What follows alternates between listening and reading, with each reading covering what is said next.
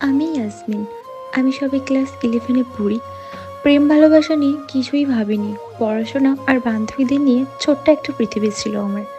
একদিন স্কুল ছুটি হওয়ার পর গেট দিয়ে বের হচ্ছি, হঠাৎ একটা ছেলে সামনে এসে দাঁড়ালো। আমার বুকটা ধড়ফড় করতে লাগলো। ছেলেটার নাম ছিল রেহান। রেহান একটু হেসে বলল, তোমার সঙ্গে 2 মিনিট কথা বলতে পারি? আমি কিছুই না বলে চলে যাচ্ছিলাম, তখন সে পেছন থেকে বলল, আমি তোমাকে অনেক দিন ধরে পছন্দ করি, তোমাকে ভালোবেসে ফেলেছি। আমি একবারও পেছনে তাকাইনি, কিন্তু সেদিন রাতে না আমার ঘুম আসেনি। বারবার ছেলেটার কথাগুলোই কানে বাজছিল। পরের দিন স্কুল গিয়ে আমার সব থেকে কাছের বান্ধবী রিমিকে বললাম। রিমি হেসে বলল, রেহান ছেলেটা মোটেও খারাপ না, বড্ড ভালো ছেলে।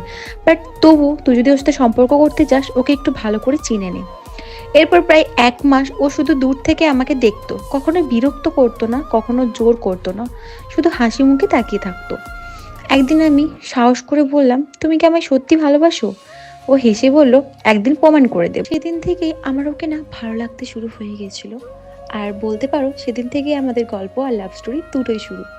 আমাদের বন্ধুদের একটা ছোট দল ছিল, রিমি, সোহেল, নীলা আর তৃষা। ওরা সবাই আমাদের সম্পর্কে কথা জানতো, দেখা করার সুযোগও করে দিত, কেউ পাহারা দিত, কেউ অজুহাত বানিয়ে দিত। এই করেই আমাদের দিন কিন্তু বেশ দিব্যি কাটছে। স্কুল ছুটির পরে আমরা গ্রামের মাঠের ধারে দেখা করতাম, সবুজ ঘাসের ওপর বসে ঘন্টার পর ঘন্টা গল্প করতাম।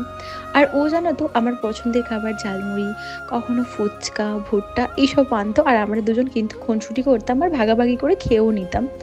একদিন সন্ধ্যায় বৃষ্টি নামলো। আমরা দুজনে একটা বড় গাছের নিচে দাঁড়িয়েছিলাম। ও আমার দিকে তাকিয়ে বলল, তুমি যদি কোনোদিন আমায় ছেড়ে চলে যাও। আমি হেসে বললাম, তাহলে আগে আকাশের থেকে চাঁদটা হারিয়ে যাবে, তারপর আমি। কিন্তু জীবন তো গল্পের মতো সহজ না। কয়েক মাস পর বাড়িতে সব জানতে পারলো। গল্পের পরবর্তী পার্ট অন্য কোনো ভিডিও আপলোড হবে ইনশাআল্লাহ। আজকের মতো ভিডিওটা আমি এখানেই শেষ করছি।